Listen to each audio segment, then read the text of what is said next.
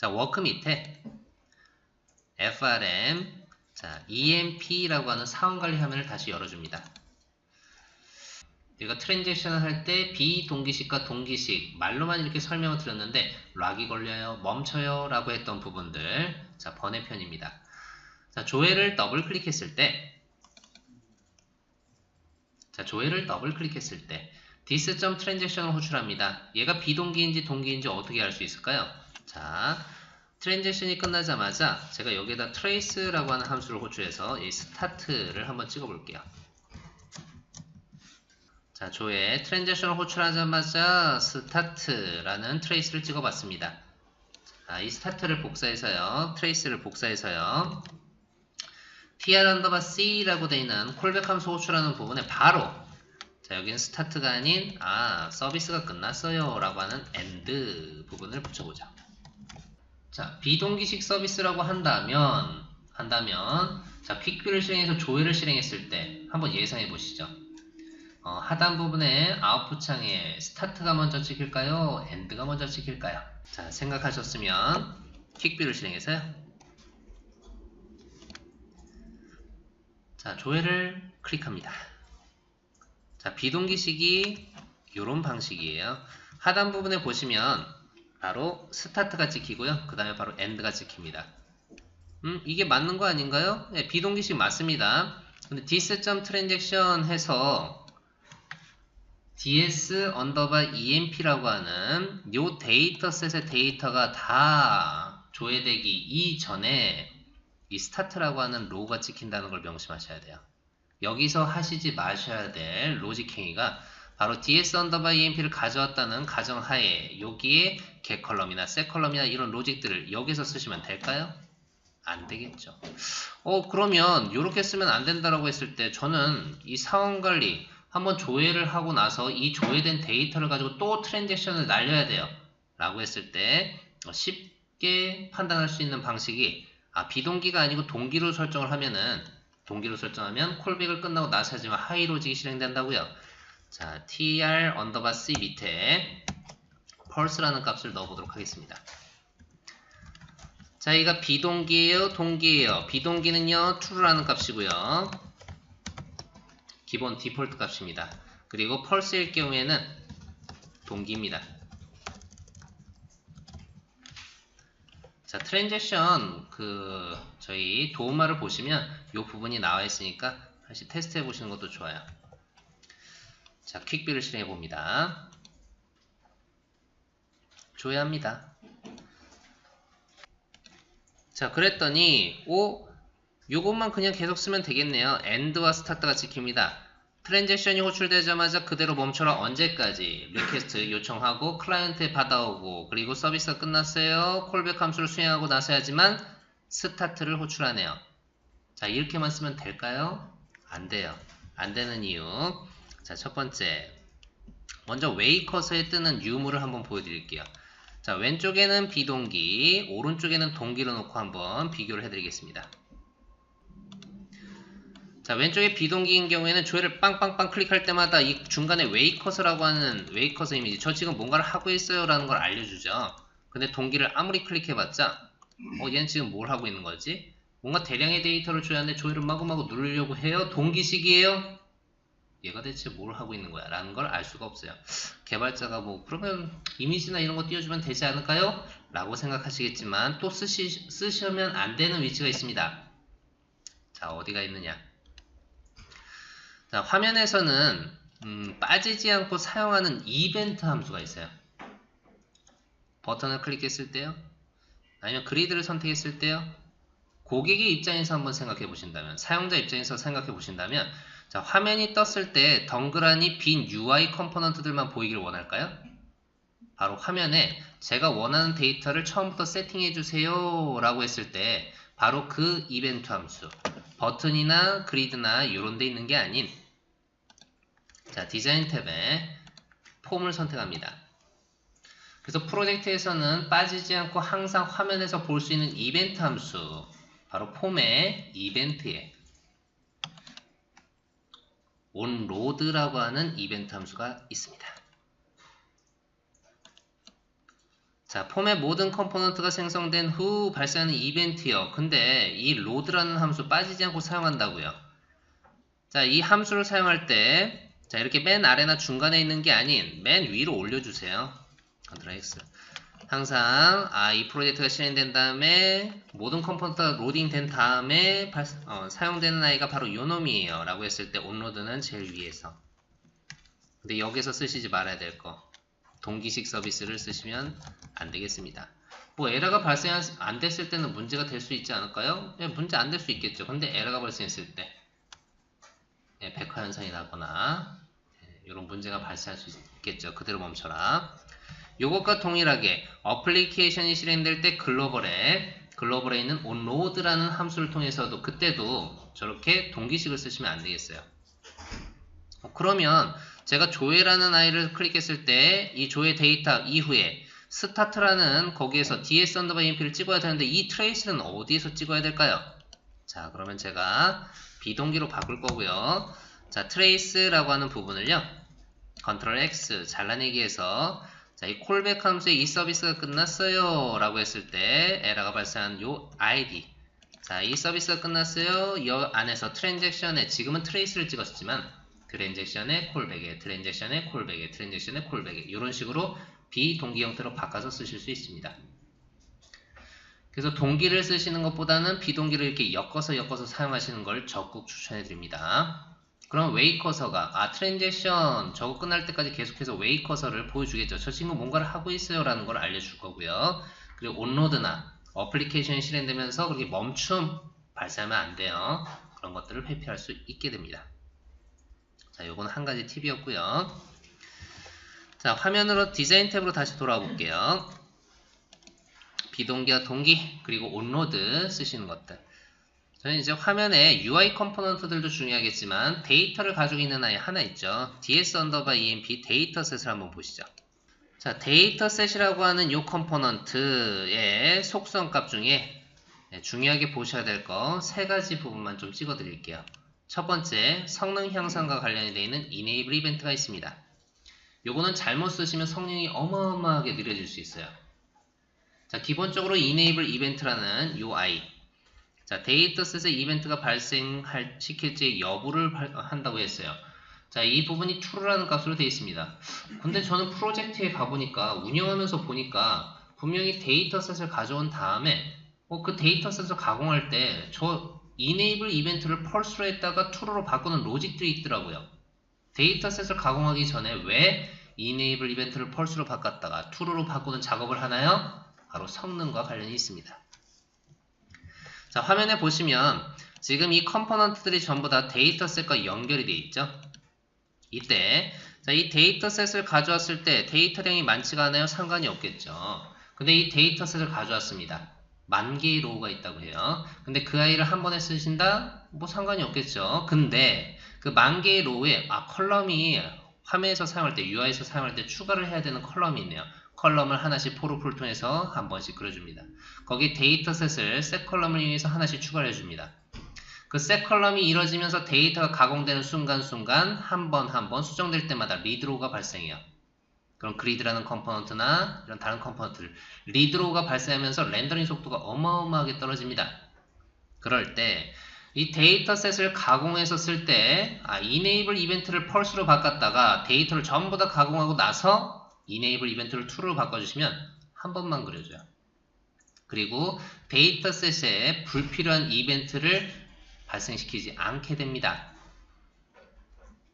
자, 데이터셋에 이벤트가 발생할 때마다 요 데이터가 수정될 때마다 발생하는 이벤트들도 있어요. 자, 요 속보가 이거 참 애매하네요. 죄송합니다. 자, 이벤트 정보를 보시면 can column change와 on column changed라고 하는 UI 데이터가 수정될 때와 수정된 후라고 하는 요 이벤트가 계속해서 탈 수가 있습니다. 만약에 여기 이벤트가 걸려있을 경우에는 10,000번의 이벤트가 탈 수도 있겠다는 거죠. 그래서 enable 이벤트 바로 성능과 관련이 되어 있는 속성 데이터를 수정하기 전에 false로 바꿨다가 true로 바꾸는 로직이 있다. 한 번만 리드로우를 하려고 그러는구나 라고 보시면 되고요. 또 그와 똑같이 그리드라는 컴포넌트를 선택했을 때 처음부터 데이터셋을 연결하는 게 아닌 저희 프로젝트에서는요. 바인드 데이터셋을 여기다 처음부터는 비워놓고 사용하시다가 데이터를 전부 다 가공하고 난 다음에 set under가 바인드 데이터셋으로 연결하더라고요. 얘도 마찬가지. 한 번만 그려주려고요. 자, 성능과 관련이 되어 있는 아이들 확인해 봤습니다. 자, ds underbar emp 조금 더 가보죠. 저희가 정렬, sort를 하려고 해요. 헤드를 클릭했을 때 sort하거나 아니면 지금 셀러리도 그냥 총 합계값이 아닌 남성의 합계값, 여성의 합계값을 중간중간 소개로 구하려고 합니다. 이때 사용할 수 있는 거 그리드의 함수 아니에요. 바로 데이터셋의 키스트링 요 하나만 설정하시면 됩니다. 자, 화면에 저 데이터를 보기 위해서 간단하게 그리드라는 컴포넌트를 하나만 더 그려볼게요. 자, 그리드 컴포넌트를 하나 그리고요. 자, 데이터셋을 드래그 앤 트랩을 통해서 바로 연결하겠습니다. 자, 여기서 구분을 지을 수 있다라고 하는 점은 봤을 때 결혼은 하나라서 좀 그렇고요. 요거 해볼게요. 자, 젠더가 M일 때 그리고 W일 때 남성일 때와 여성일 때 중간중간에 소개값을 구해보겠습니다. 그래서 M일 때는 2000과 3500의 합계값 5500, W의 소개값 3000과 5000의 합계값 8000. 어려운 게 아닙니다. ds underbar emp 데이터셋에 키스트링이라고 하는 값이 있습니다. 젠더라고 하는 아이 컬럼 아이디 값만 넣어주시면 끝이에요. 자, 이렇게 연결만 하시게 되면 알아서 3500과 2000의 합계값 5500, 그리고 5000과 3000의 합계값 8000. 개발자분들은 여기서 뭘 작업해 주셔야 되냐? 이렇게 그룹핑이 됐을 때 요놈의 dataset.getRow 레벨 값을 추출하시면 여기가 1이고요. 그룹이 안 된 아이들은 0값으로 뜨게 됩니다. 그럼 getRow 레벨 값이 1일 때는 요놈의 색상 값을 핑크나 옐로우나 이쁘게 소개값을 표현해 주시면 되겠죠. 거기에서 주의하셔야 될 거 홀수 라인이 될 수도 있고 짝수 라인이 될 수도 있으니 백그라운드 2라고 하는 속성값 같이 주셔야 된다는 거. 자, 두 가지. 자, 마지막 하나 데이터셋. 자, 유즈 클라이언트 레이아웃이라고 하는 이 정보는 모르시는 분들이 많으세요. 자, 유즈 클라이언트 레이아웃은 서버에서 준 데이터셋으로 그대로 갱신을 해버린다라는 의미가 있는데요. 자, 요거는 그냥 봐주시기만 하면 돼요. 이 데이터셋을 지우면 이전에 작업했던 내용들이 이제 무용지물이 될 수 있으니 봐주시기만 하세요. 자, ds underbar emp를 더블 클릭했을 때 컬럼들이 많습니다. 지금 8개의 컬럼이 있는데 전 이 중에 2개의 컬럼만 써볼게요. 다른 아이들은 다 날려버리겠습니다. 자, 삭제. 자, EMPL ID 값과 프론더바 네임 값 2개만 사용하겠어요 라고 해서 세팅을 했는데, 자, 저장하고요. 퀵비를 실행합니다. 클라이언트에 있는 데이터셋에는 지금 이 2개의 컬럼 정보만 존재합니다. 근데 조회를 빵 클릭하고 났더니 통신이 끝나고 나서 데이터를 확인해 봤더니 하이 언더바 데이트나 셀러리라고 하는 값이나 이런 값들이 화면에 보이게 돼요. 바로 통신을 통해서 가져온 데이터셋의 컬럼과 로우 정보 전부 다 컬럼 정보도 아예 그냥 갱신해 버립니다. 클라이언트에서 어떻게 만들었던 통신이 이루어지고 나면 바로 지금처럼 데이터셋의 유즈 클라이언트 레이아웃이 펄스로 되어 있을 경우에는 그냥 뒤엎어 버린다라고 보시면 되고요. 이 아이를 true로 바꾸시면 통신을 통해서 가져온 데이터는 똑같아요. 하지만 그 중에 똑같은 이름의 아이디만 갱신받고 실제 화면에서도 그 컬럼의 아이디 값만 사용이 가능합니다. 근데 이렇게는 거의 안 쓰세요. 서버에 있는 데이터셋과 클라이언트에 있는 데이터셋을 똑같이 쓰시는데 나중에 운영하시다가 비즈니스 쪽에 데이터셋에 컬럼이 추가되는데 그런 거 얘기 안 해주실 때 문제가 생깁니다. 이상하다. 분명히 저희가 저장을 날리는데 화면에 있는 데이터셋을 던지는데 없는 컬럼이 자꾸 날아가요. 그랬을 때 혹시나 그 전에 그 데이터셋을 조회하지 않을까요? 조회합니다. 그때 추가된 컬럼이 있는지 확인해 보시고 여기에서 추가된 컬럼이 있다면 비즈니스 쪽과 제 서버에서 받아오는 데이터셋과 클라이언트에 있는 데이터셋의 컬럼을 정확하게 맞춰 주셔야 됩니다. 그래서 많은 속성들이 있는데 이렇게 데이터셋에 있는 세 가지 이 부분은 꼭 기억하시고요. 자, 도움말 한번 가볼게요. F1. 자, 도움말에서 검색에서 데이터셋을 한번 검색해 보겠습니다.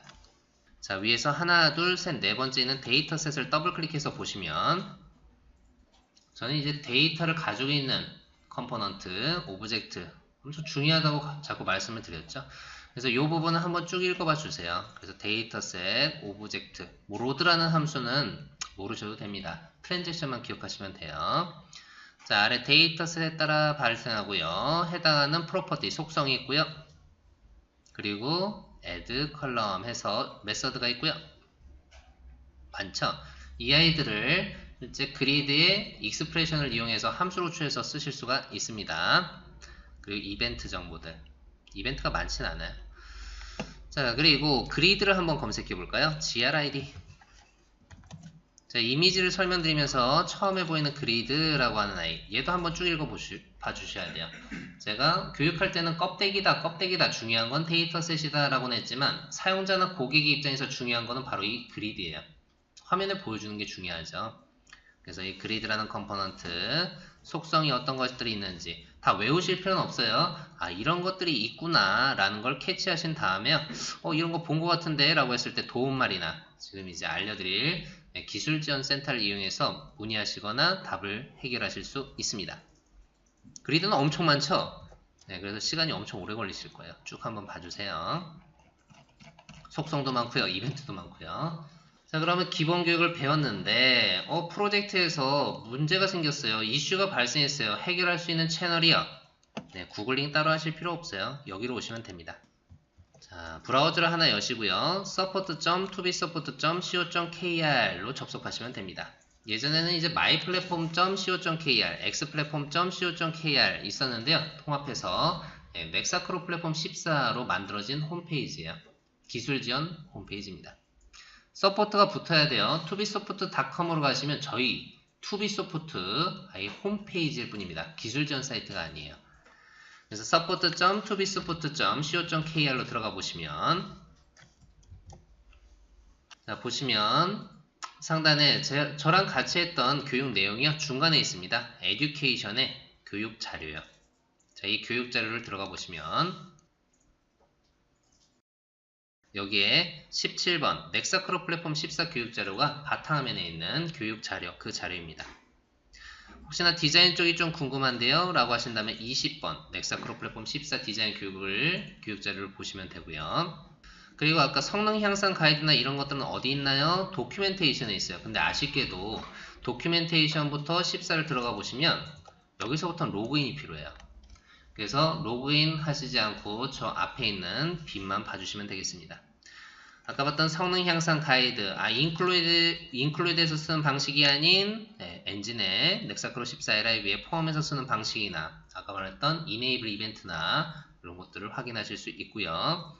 기술 노트, 그리고 관리자 가이드, PDF 문서는 또 있으니까요. 받아다가 프로젝트에서 배포해서 쓰실 수도 있겠죠.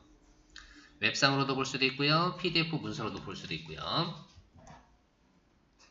자, 이렇게 확인이 가능합니다. 그리고 저희 샘플 14 자료나 아니면 팁 게시판이 있어요. 커뮤니티에 팁의 자료실이나 이런데 셀프 스터디. 자, 샘플의 이 자료를 보시면 셀프 스터디 어마어마합니다. 자, 혼자서 공부하기요. 근데 엑기스만 모아놨다고 보시면 돼요. 이 아이를 웹상으로만 보는 게 아니고 자, 클릭해서 들어가 보시면 여기에 소스 파일 다운로드라고 하는 아이가 있습니다. 자, 셀프 스터디 속에서 왼쪽에 있는 메뉴들이 전부 다 하나하나의 소스와 샘플들로 존재한다고 보시면 되고요. 그래서 이 소스 느려요. 이 소스 다운로드라고 하는 이 아이를 클릭해서 실제 받으신 다음에 이 프로젝트 파일 안에 있는 메뉴들을 확인해 보시면 되겠습니다. 자, 성능 향상 가이드 문서도 한번 보시면 되고요. 자, 그리고 쇼케이스, 저희 기술지원센터, 어마어마한 기술지원센터입니다. 자, 이따가 얼마나 많은 문의사항이 올라오고 얼마나 빠르게 해결하는지를 좀 확인해 볼 거예요. 그래서 이 부분도 링크를 걸어서 쇼케이스 부분, 엑기스만 모아서 한번 볼 수 있게끔 만들어 놓은 아이가 있으니까요. 이것도 한번 봐주시면 되고요. 자, 저희 문서나 매뉴얼도 볼 수 있고요. 설치, 다운로드 하는 아이들은 바로 여기 있습니다. 다운로드에 넥사크로 플랫폼 14를 가보시면 먼저 툴이 있어야겠죠. 툴을 설치하는 부분. 자, 다운로드에 12월 정기 버전이 있네요. 지금 매월마다 패치되지는 않을 것 같아요. 한 3개월마다 14는 그런 식으로 패치가 돼서요. 디벨로퍼 부분에 setup developer.exe 파일을 받으셔다가 더블 클릭해서 쓰시면 60일 동안은 쓰실 수 있습니다. 근데 60일이 지났을 때는 라이센스를 갱신 받으셔야 돼요. 툴도 라이센스가 있습니다. 라이센스를 갱신받는 위치는 저희 다운로드의 맨 아랫부분에 개발용 라이센스, 여기는 메일로 따로 드려요. 그리고 서버 쪽에 세팅되는 XAPI가 있습니다 라고 했던 부분이 바로 이 서버에 있습니다. 서버에는 제니라고 하는 엑셀 익스포트 임포트 할 수 있는 모듈도 있고요. 그리고 아래 바로 요 놈입니다. XAPI. 저희가 데이터 객체와 TX 객체를 사용하겠어요 라고 했을 때 이 자바 API를 추가하셔야지만 그 객체들을 사용할 수 있게끔 세팅이 됩니다. 거기에 엑셀 익스포트 임포트도 필요해요 라고 한다면 제니 이 부분도 세팅을 하셔야 돼요. 가이드 문서를 보시고 세팅하시면 되겠습니다. 자, 근데 프로젝트에 문제가 생겼어요. 이 사항을 어떻게 해결해야 될까요? 총 3가지 방법으로 해결할 수가 있는데요. 첫 번째 방법은 기술지원 홈페이지에 들어가 보시면 자, 1588-789로 전화하시면 이 전화를 통해서 문의하실 수 있는데 이렇게 문의하셨을 경우에는 아마 개인이 로그인했을 때 이 정보가 남아있진 않을 거예요. 물론 우리 쪽의 DB 정보에는 쌓여있을 수 있겠죠. 그래서 이 부분보다는 자, 왼쪽에서 두 번째는 Q&A를 이용하시는 걸 적극 추천해드립니다. 자, Q&A에 넥사크로 플랫폼 14를 가보시면 자, 여기에 완료된 아이들이 보이네요. 거기에 체크박스 이런 것들이 있는데 생성되지 않습니다 라고 했을 때 그리드 체크박스 선택을 했을 때 자, 체크박스 이런 아이들을 그냥 선택만 하시면 그 안에 질문 내용과 답변 내용이 있어요. 그래서 한번 보시고 제가 원했던 내용을 제목이나 내용으로 검색했을 때 비슷한 내용이 있다면 응용하실 수 있겠죠. 근데 검색했는데 이 내용이 안 나오는 것 같아요 라고 한다면 이 질문하기를 통해서 답변을 질문하시면 되겠습니다. Q&A를 보실 때도 로그인을 아쉽게도 이제 프로젝트 하셨으면 그 프로젝트 등록을 하셔서 아이디 값과 이런 것들 받으시면 되고요. 자, 해당 기능은 제공되지 않습니다. 어렵게 검색을 했는데 안 되네요. 네, 이런 기능들 그래도 이게 되는지 안 되는지는 확실히 알려주시니까 다행이네요. 이 질문하기를 통해서 혹시나 제가 검색했던 내용과는 좀 다른 것 같아요 라고 했을 때 고객사 프로젝트명을 명확하게 적어주시면 여기에 대해서 100% 개런티를 해드립니다. 나의 질문 내역에 제가 질문했던 내용들이 차곡차곡 쌓이게 돼요. 투비소프트 직원들도 연구소에 바로 연락을 해서 해결하는 게 아닌 이 기술지원센터를 이용해서 이렇게 등록을 하고 해결을 하게 됩니다. 저도 인덱스가 좀 쌓였네요. 네. 항상 프로젝트는 긴급한 것 같아요. 그죠? 그래서 이렇게 긴급건으로 남겨주면 순차적으로 해결을 해줍니다. 자, 이렇게 해결하실 수도 있고요. 그리고 마지막 방법, 만약에 외부에서 접근이 가능하다면 원격으로도 지원을 받으실 수 있어요. 툴이 이상 작동해요. 툴이 설치가 안 돼요. 이런 사항들은 이 원격 지원 Q&A를 통해서 언제 원격을 해주실 수 있나요? 문의했을 때 전화가 가겠죠. 그를 통해서 원격을 통해서 접속했는데 거기에서 소스를 짜주세요 막 이러시면 안 돼요. 툴만 사용하시길 바랍니다. 그래서 이 서포트 페이지는 친해지시면 정말 좋습니다. 가장 빠르고 쉽게 문제들을 해결할 수 있는 사이트다 라고 보시면 돼요. 근데 네트워크가 안 된다 그러면은 힘든 사이트죠. 그래도 여기에 올려놓고 해결을 할 수 있으니 뭔가 내부망으로는 쓸 수 없다 라고 한다면 외부로 좀 뚫려있는 아이를 가져다 놓고 사용하시길 추천을 해드리겠습니다. 그래서 이 기술지원센터를 이용해서 해결하는 방법까지. 제가 했던 내용들은 저희 교육자료에 PDF 문서와 샘플 프로젝트로 존재합니다. 나중에 생각 안 나실 때는 이 서포트 페이지에 에듀케이션, 교육 자료를 통해서 받으시면 되겠어요. 에듀케이션에 맨 아래 보시면 교육 동영상이 따로 존재해요. 자, 교육 동영상은 로그인할 필요가 없습니다. 그냥 클릭하셔서요. 17과 관련된 부분, 지금 14는 비어있어요. 그래서 14 제가 떴던 작업들과 또 추가적인 작업들을 해서 아마 14 저희 동영상 교육 자료로 올라가게 될 겁니다. 17 같은 경우 나중에 이제 17도 또 쓰는데요 라고 했을 때 하나씩 그냥 클릭해 보시면서 요놈들을 확인해 보시면 돼요. 그럼 유튜브에 올라와 있는 자료들 확인하실 수 있습니다. 헬로.